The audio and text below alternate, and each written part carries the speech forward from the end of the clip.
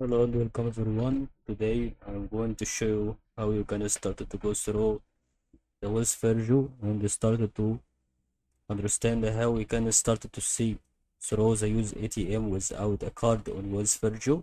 So once you go to the ATM on Wells Fargo, that is going to be about to be very important to be done about what we would like to do and how we can start to see it through our opinion. We are going right now to go to the Wiz Fargo mobile app on your smart or table, phone or table or tablet. Connect your device to Wiz Fargo account and create it. You should start to transfer funds from your Wiz Fargo mobile app. Request an access via the app. Then you can start to use the access to the withdraw cash to any of the bank's ATM. I think that you can start to you don't need to a card to use it. You can start to use the ATM whenever you are going to have these steps on your Wells Fargo account.